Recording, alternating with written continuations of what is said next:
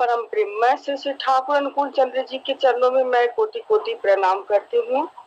परम आराध्या जगत जननी श्री श्री बारमा, परम पूज्य पाद श्री श्री बारदा, परम पूज्य पाद श्री श्री आचार्य देव, पूजनीय अविंद दादा सहित समस्त श्री श्री ठाकुर परिवार के चरणों में कोटि कोटि प्रणाम।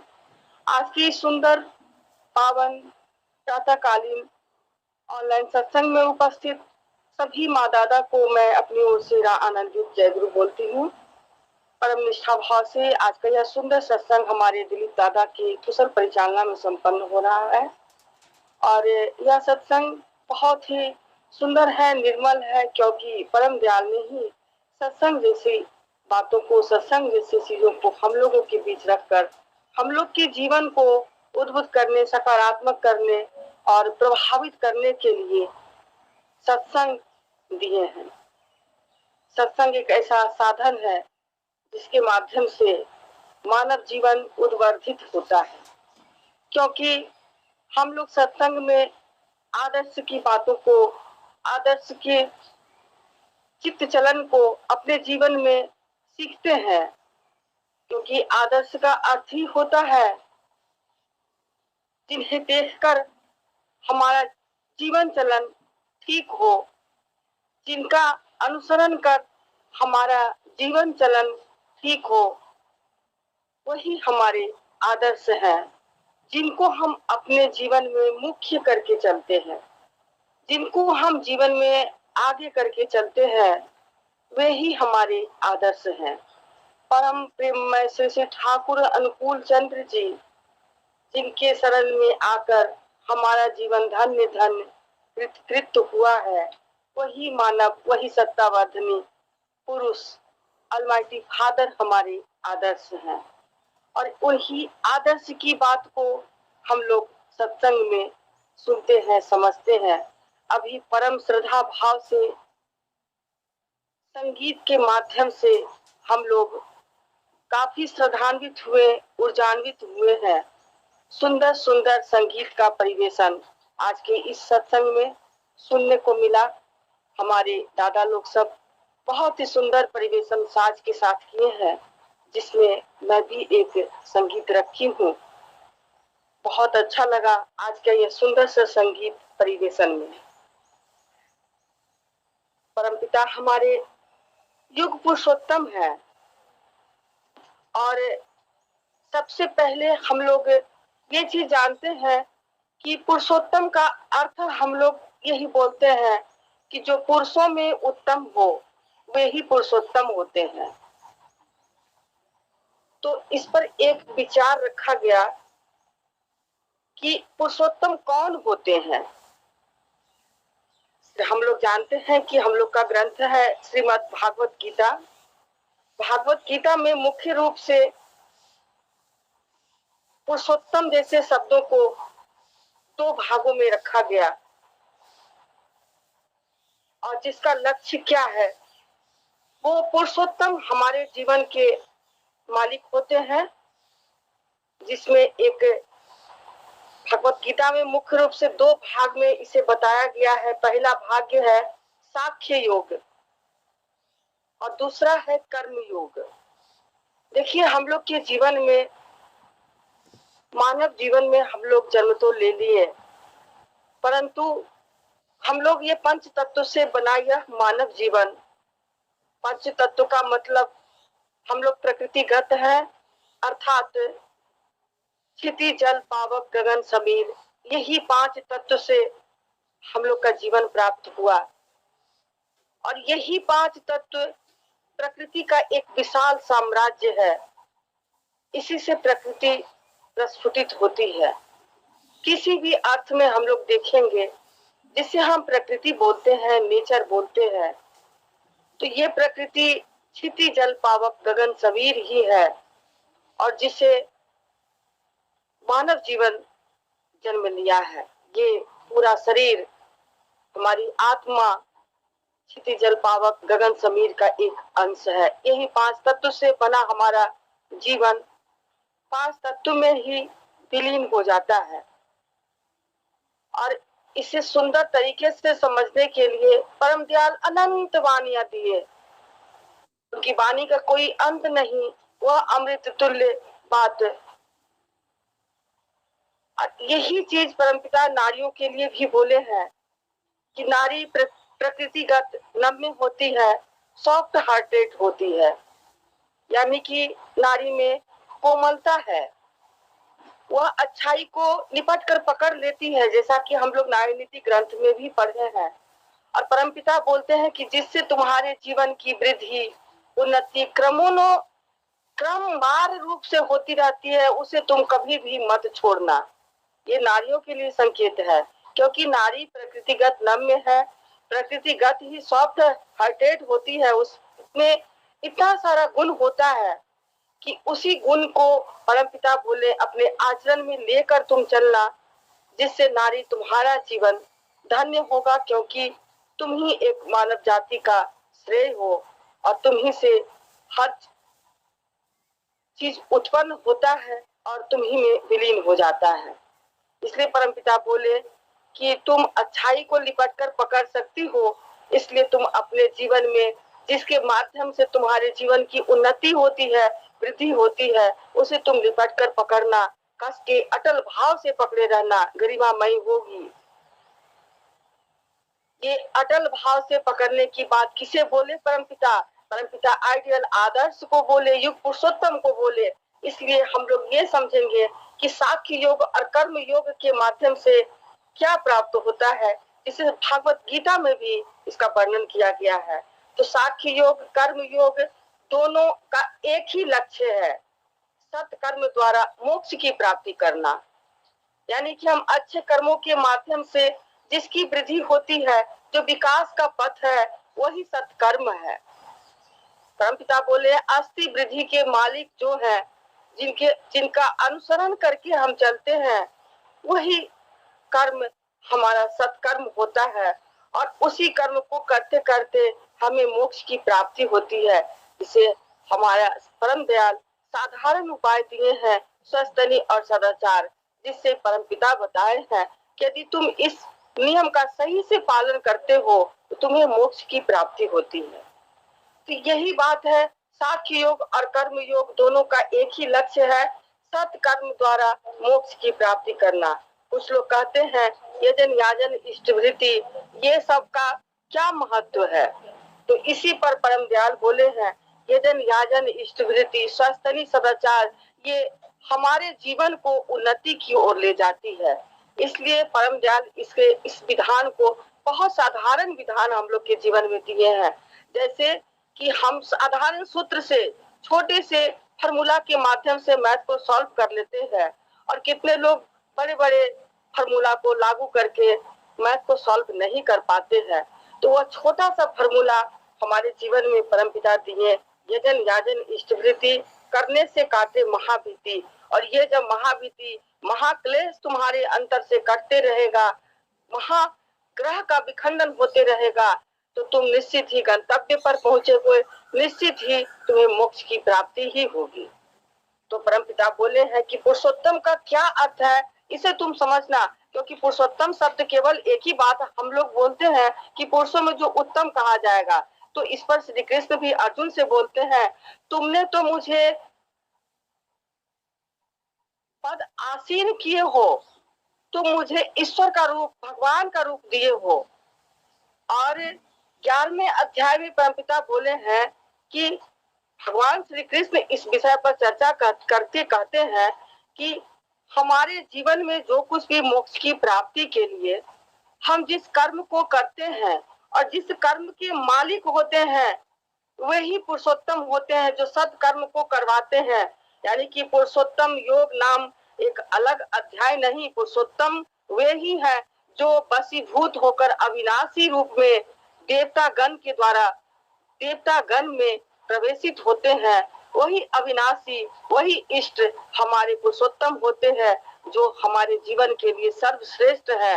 वे अविनाशी हैं, हमारे जीवन में माया रूप में भी अभिभूत हो जाते हैं, धर्म रूप में, कर्म रूप में, योग रूप में, सब हमारे जीवन में वशीभूत होकर हमसे ही जो कार्य करवाते हैं, वे ही हमारे जीवन के पुरुषोत्तम है, जिसे लोक में वेद के नाम से कहा गया कि यही वेद हमारे जीवन के लिए पुरुषोत्तम है। पुरुषोत्तम कोई अलग चीज नहीं, केवल हम ये बात बोल देंगे कि जो पुरुषों में उत्तम होते हैं वे ही पुरुषोत्तम होते हैं। जैसा कि हम लोग श्री रामचंद्र, कृष्ण चंद्र, अनुकूल चंद्र को जानते हैं, जिसके अंत में चंद्र शब्द लगा हुआ है। ये चंद्र शब्द, चंद्र का अर्थ परम दयाल बहुत सुंदर से खंडित करके बताए थे कि चंद्र का अर्थ है शीतलता, अर्थात चंद्रमा शब्द के योग से चंद्र शब्द बना है। ये शीतलता यानी कि पुरुषोत्तम रूप में जो आए श्री रामचंद्र, कृष्ण चंद्र और अनुकूल चंद्र, तीनों एक ही हैं। बहुत ही सुंदर से, और तीनों का मुख्य अभिप्राय शीतलता को,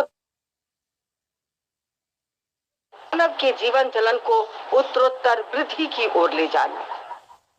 तो हमारे जीवन में पुरुषोत्तम मालिक है, इसलिए हम केवल इतना शब्द से बोलकर नहीं रह सकते कि पुरुषोत्तम पुरुषों में उत्तम है। इसलिए हम लोग वंदे पुरुषोत्तमम का नारा लगाते हैं, ध्वनित करते हैं, अपने आवाज को गुंजायित करते हैं, वंदे पुरुषोत्तमम, अर्थात वंदे मीन्स नमन, और पुरुषोत्तम में आम विभक्ति लगी हुई है, जिसे हम संस्कृत शब्द में द्वितीय विभक्ति के नाम से जानते हैं, जिसका अर्थ होता है को, यानी कि जितने भी पुरुषोत्तम है आपको नमन है। अर्थात हम वंदे पुरुषोत्तमम, पुरुषोत्तम को, जो भी पुरुषोत्तम राम कृष्ण परमहंस, जो भी हमारे चैतन्य रूप में, बुद्ध रूप में, महावीर रूप में जो जो इस धरा पे आविर्भावित हुए हैं, सभी पुरुषोत्तम को हम नमन करते हैं, वही ध्वनि देते हैं वंदे पुरुषोत्तमम, जिससे कि जितने भी पुरुषोत्तम हमारे आए हैं सबको प्रणाम निवेदित करते हैं अपने स्वर ध्वनि को गुंजायित करके। यही पुरुषोत्तम के शरण में हम लोग हैं, जो हमारे जीवन के ईश्वर हैं, मालिक हैं, भगवान हैं।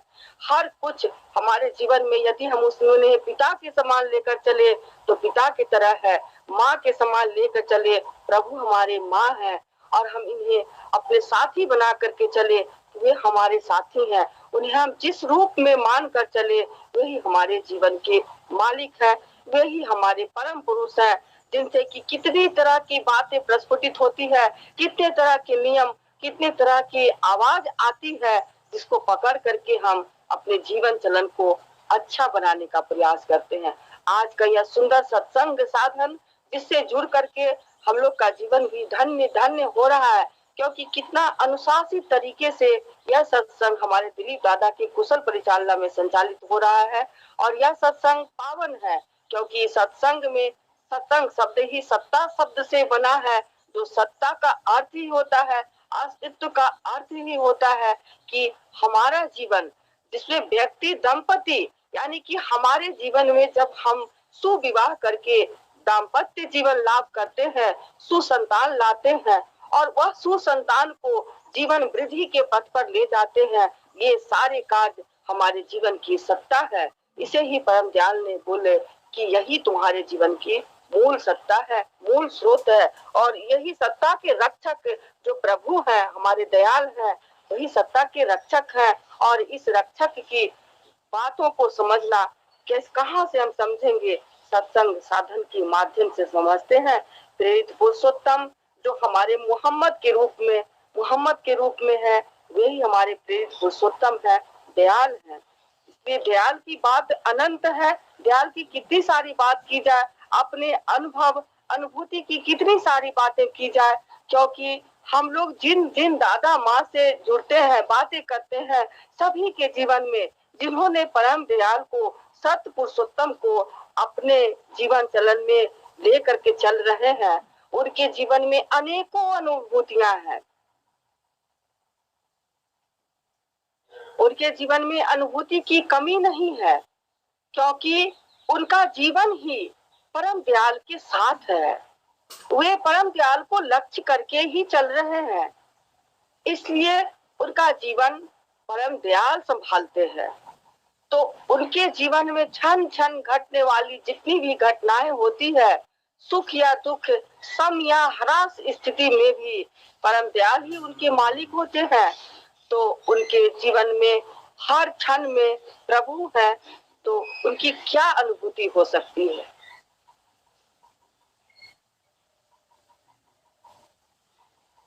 अनुभूति की ढेर सारी बातें हम कर लेंगे, परंतु ज्ञान अर्जन की सीमा हमारी निम्न होगी, छोटी होगी। हम ज्ञान अर्जन नहीं कर पाएंगे, क्योंकि प्रभु हमारे क्यों आए, किस लिए आए और हमारे जीवन को क्या करना चाहते हैं, क्या करवाना चाहते हैं। अगर इस बात को हम समझकर नहीं चलेंगे तो हमारा वैशिष्ट अधूरा का अधूरा ही रह जाएगा, क्योंकि हमारे जीवन में परम पुरुष आए हैं, वे वैशिष्ट पाली आपूर्यमान है। उनके जीवन चलन को लक्ष्य करके हम चलते हैं तो हमारे जीवन की एक एक बातें अनुभूति ही होती है। हम आचार्य संलाप करते हैं तो उनके द्वारा बताई गई बातें हमारे जीवन की एक एक अनुभूति होती है। ठीक 16 मार्च को मैं सीतामढ़ी जिला से और हम लोग का सीतामढ़ी, मुजफ्फरपुर और बरौनी, चाईबासा, ये 4 जिला से मीटिंग की गई थी और अभी कर्मी मीटिंग हो रही है। दादा हमारे आचार्य देव कर्मी मीटिंग के माध्यम से डीपी वर्क को लेकर के बातें करते हैं। तो मातृ सम्मेलनी में कर्मी मीटिंग मातृ माओं के लिए था। 16 मार्च को मैं भी वहां पहुंची। तो वहां पहुंची तो आचार्य देव की तबीयत उस दिन बिल्कुल खराब हो गई थी। 16 मार्च को उनके स्पाइनल कॉर्ड में काफी दर्द था, उठने बैठने लायक भी वो अपने आप को महसूस नहीं कर रहे थे। फिर भी डॉक्टर सुधा रंजन से दवा वगैरह लेकर इंजेक्शन डलवा करके और थोड़ी देर अपने रूम में विश्राम करने के बाद हमारी बड़ी बहुरानी रोक रही थी कि आप आज मत नाट्य मंडप में बैठिए, जाकर कर्मी के माध्यम से मीटिंग करवा लीजिए, आपकी तबीयत ठीक नहीं है।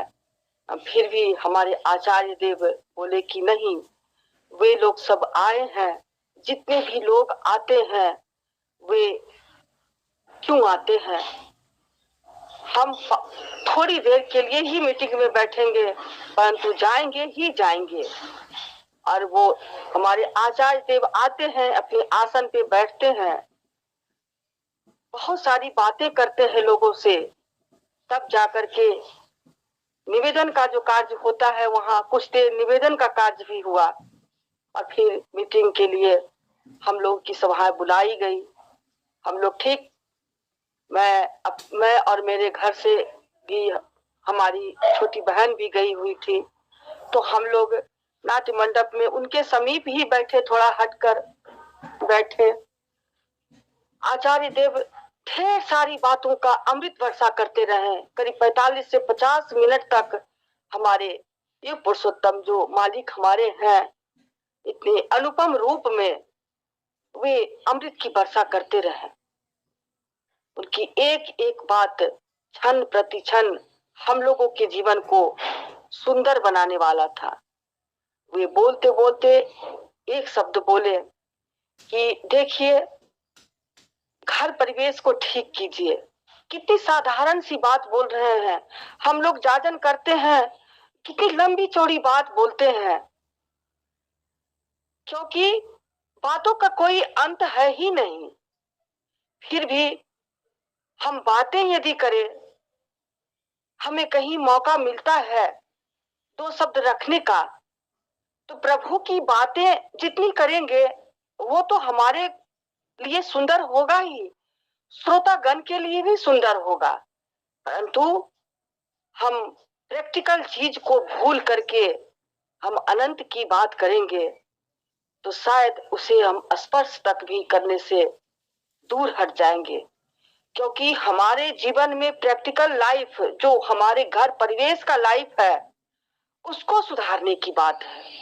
हमारे आचार्य देव बोलते हैं, देखिए ये बात बोलने का कोई दुख ही नहीं उस समय हो रहा था, परंतु क्यों बोले, इस बात को समझने की बात है। बोले देखिए माँ, सभी को संबोधित कर रहे थे, माँ ही केवल हम लोग नहीं थे, पुरुष गण भी थे। तो बोले कि हमारी शादी की 25 साल हो गई, परंतु हमने अपनी पत्नी से कभी भी हमारी लड़ाई नहीं हुई, झगड़ा नहीं हुआ, क्योंकि मैं जानता हूं कि यदि हमारी लड़ाई होगी, हम झगड़ा कर लेंगे अपनी पत्नी से, तो पराजय मेरी ही होगी। और ये बात बोल के वे हंसने लगे, मुस्कुराने लगे। उस पराजय होने की बात भी का भी वे को विखंडित किए। वे बताएं कि क्यों पराजय मेरी होगी, क्योंकि बोले कि माँ आप लोगों से ही हम उत्पन्न हुए हैं, अर्थात माँ से उत्पन्न हुए हैं। और माँ का इतना बड़ा दायित्व है कि परम पिता माँ के ऊपर ही सब कुछ छोड़ दिए हैं कि माँ ही जीवन को लेकर चलती है, जीवन को मार भी सकती है, जीवन को दे भी सकती है। तो मैं यदि लड़ाई करूंगा तो पराजय मेरी होगी, क्योंकि चंद तरह की बातों को लाकर मेरी पत्नी सामने रख देगी और मैं सोचूंगा कि ये बात बिल्कुल सही बोल रही है और हमारी पराजय हो जाएगी। ऐसा मेरे ही लाइफ में नहीं, सभी के जीवन में है कि सभी लोग पत्नी से झगड़ा कर लेते हैं, पत्नी भी पति से झगड़ा कर लेती है, लेकिन उन्हें सूझबूझ कर चलना है कि पराजय किसकी होगी। अर्थात हमने अस्तित्व की रक्षा करने के लिए स्त्री को अपने जीवन में वरण किए हैं, उन्हें संभालना है हमें। अगर माँ पोषण करती है तो पिता पोषण करने के लिए जो जो चीज उत्पन्न होता है सबकी पूर्ति करते हैं। पिता से बढ़कर शुभचिंतक कोई नहीं हो सकता। इसलिए हमारे आचार्य देव बोले कि हमारी लड़ाई कभी भी पत्नी से नहीं हुई। मेरी 25 साल हो गई शादी की।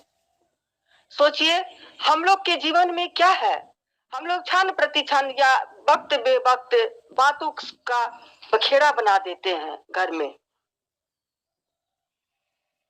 नारियों के लिए जो वेद मिला है, नारी नीति, उसके माध्यम से नारियों को बहुत कुछ समझने का अवसर प्राप्त हुआ है कि नारी को कैसे, कि मैं बहुत सारी नारियों से इस संबंध में बात की तो कुछ स्त्रियों का कहना था कि परम दयाल इसलिए नारी नीति दिए हैं ताकि नारी जीवन में गर्वान्वित होकर चले, क्योंकि नारी पर ही सब कुछ है, पुरुष को क्या है। मैं सोची क्या ये बेवकूफी जैसी बात बोलती है। नारियों को सोचते समझने संभलने के लिए ऐसा वेद दिया गया क्योंकि तुमसे कोई भूल भ्रांति ना हो जाए, क्योंकि तुम्हारे जीवन की नम्यता, तुम्हारे जीवन की कुशलता, तुम्हारे जीवन की पारस्परिकता क्या है, प्रभु ने ये समझाने का प्रयास किए हैं कि तुम यदि कोमलता धारण करती हो तो ये चीज परम पुरुष जो तुम्हें दिए हैं दान स्वरूप में, वह सहनशीलता है, नारी की अनुशासन है, नारी की, नारी का वह वक्तव्य जो सुंदर और सौम्य बना दे दूसरे को, वे चीज ही हमारी कोमलता है, नम्यता है, जिसमें परमपिता ने बोले हैं कि नारी जीवन को सौम्य बना सकती है, नारी जीवन को सुंदर बना सकती है। तो फिर इसमें अभिमान की क्या बात, चूंकि परमपिता बोले हैं तुम्हें कई सहनशील भावनाओं को लेते हुए, सुख और दुख की स्थितियों को लेते हुए, संभलते हुए अपने पुरुष, अपने मालिक को संभाल कर चलना होगा, क्योंकि तुम यदि मालिक में दोष देखकर चलोगी तो तुम किसी भी हद तक गुजर सकती हो। इसलिए परम दयाल बोले कि जीवन में सम स्थिति भी आती है, विषम स्थिति भी आती है, ये सारी परिस्थितियों को तुम्हें झेलते हुए तुम्हें अपने परिवार, परिजन, परिवेश को लेकर के चलना है। इसलिए हम लोग को नारी नीति ग्रंथ मिला है। तो हम देखिए हम लोग कितना महान है, कितना सौभाग्यशाली है, हमारे आचार्य देव इस बात को रखे। तो सोचिए कि हम लोग के घर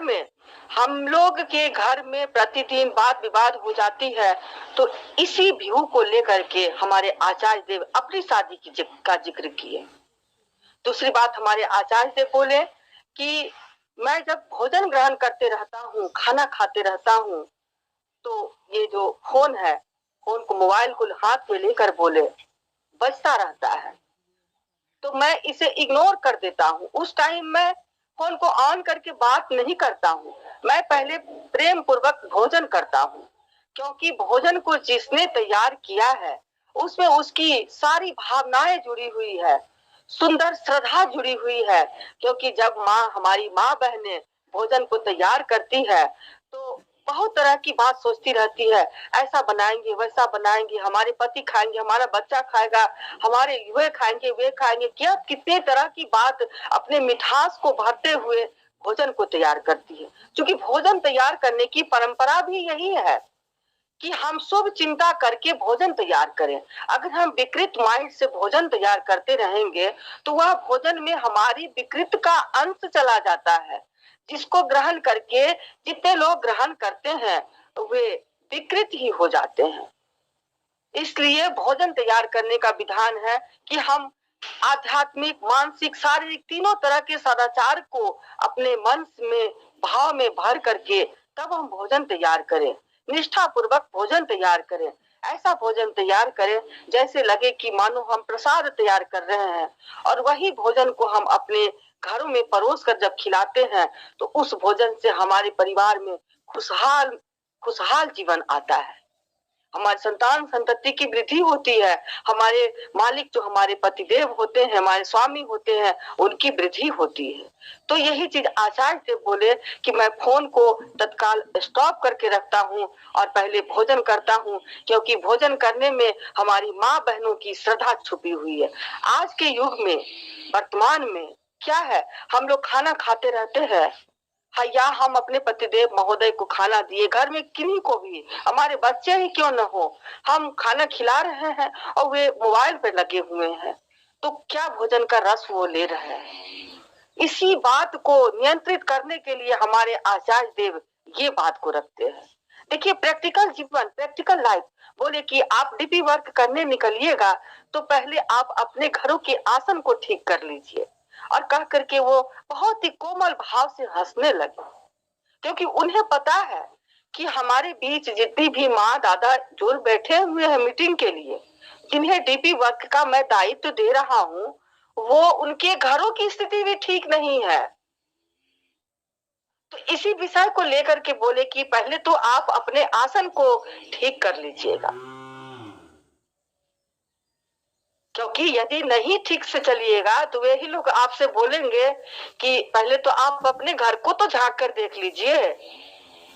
आपसे डीपी वर्क नहीं हो पाएगा, क्योंकि डीपी वर्क का अर्थ ही है सहनशील भाव से दूसरे के विडंबना को, प्रताड़ना को भी सुनते हुए मालिक के शरण में लोगों को जोड़ देना, क्योंकि उन्हें जोड़ना है जो विच्युत हो गए हैं, जो पदच्युत हो गए, दयाल के रास्ते से हट गए हैं, दयाल की अपने आदर्श, अपने आइडियल से वे विच्युत हो गए हैं।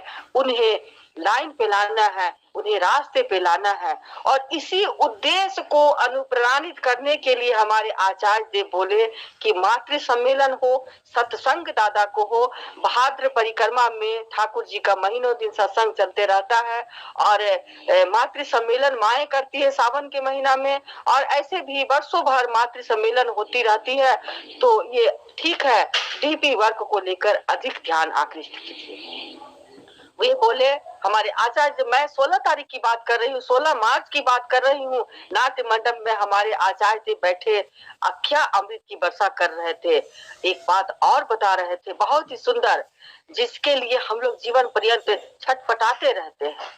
देखिए, हम लोग आश्रम जाते हैं, ठाकुरबाड़ी जाते हैं, देवघर धाम जाते हैं, वहां आगे रहने के लिए कोई उत्सव होता है तो जैसे लगता है कि हम भीड़ को चीरते हुए सबसे पहले हम आगे हो जाए। इस बात के लिए हमारे आचार्य से बोल रहे थे कि हम ठाकुरबाड़ी जाते हैं नित्य दिन प्रार्थना करने के लिए दोनों वक्त, तो आप लोग ये मत समझिएगा कि वहाँ ठाकुर के का विग्रह है जिसके कारण मुझे जाना पड़ता है प्रार्थना करने के लिए। आप ऐसा मत समझिएगा। मैं इसलिए वहां प्रतिदिन जाता हूँ प्रार्थना करने, तो चूंकि आप लोग आते हैं। कितनी बड़ी बात बोले, क्योंकि हमारे ठाकुर अपने आसन जहां था, हमारे आचार्य से बैठे हुए थे, दाहिने हाथ से वहीं पे अपने आसन पे थपथपाते हुए बोले कि हमारे ठाकुर, मैं समझता हूँ हमारे ठाकुर हमारे बगल में बैठे हुए हैं। इससे वे क्या, हमारे पुरुषोत्तम छोटी सी बात के माध्यम से हमें सार गर्वित करते हैं कि मैं ही पुरुषोत्तम हूँ, मैं ही ईश्वर हूँ, मैं ही देवता हूँ, तुम मुझे जिस रूप में समझो। वे भी हमारे आचार्य देव भी उस दिन ये बताने का प्रयास किए कि जिसे तुम समझ रहे हो मैं ही पुरुषोत्तम हूँ। शायद हमारे दादा जो इष्ट प्रसंग करना था दादा को, दादा जुड़ गए हैं, तो मैं अपनी वाणी को यहीं पर विराम दूंगी, थोड़ी सी ये शब्दों को रखते हुए कि हमारे आचार्य देव का कहना था कि हमारे बगल में हमारे ठाकुर रहते हैं। जिस मंदिर में मैं घुसता हूँ, मैं ठाकुर को साथ लेकर घुसता हूँ।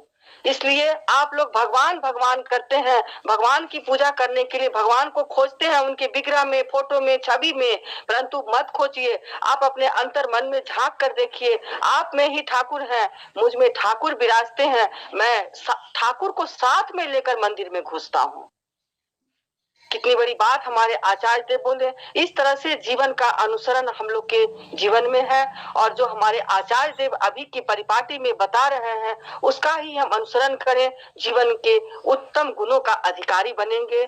जो चीज हमारे आचार्य देव लेकर चलने के लिए कहते हैं, उसका ही अनुसरण करें हम लोग, हमारे जीवन का सुंदरतम रूप प्राप्त होगा हमें। मैं इन्हीं वाणी के साथ आप सभी की सर्वमंगल कामना करते हुए जय गुरु बोलती हूँ। शायद हमारे दादा उपस्थित हो गए या समय सीमा मेरा हो गया होगा। मैं सभी की सर्वांगीण मंगल कामना ध्यान के चरणों में रखते हुए जय गुरु निवेदित करती हूँ। मैं बिहार सीतामढ़ी जिला से हूँ। मैं आप सभी को एक बार पुनः जय गुरु अभिवंदित करते हुए जय गुरु बहुत बहुत जय गुरु करती हूँ। जय गुरु माँ, जय गुरु। बहुत ही सुंदर भाव से आपने परम दयाल के जो पुरुषोत्तम किसे कहा जाता है उसको बहुत सुंदर से आपने बताए। और हमारे आचार्य देव या डीपी वर्क पूजनीय अविंदा क्या चाहते हैं, कैसे करना चाहते हैं, करने से क्या लाभ होगा, सभी को खूब सुंदर भाव से आपने प्रस्तुत किए। हम सभी ने बहुत ही आनंद उठाए हैं, और परम दयाल के रातुल चरणों में प्रार्थना करता हूँ कि आप हमेशा कुशल मंगल रहे, आनंद में रहे, आपका पूरा परिवार आनंद में रहे। जय गुरु माँ। जय गुरु दादा। जय गुरु माँ। जय।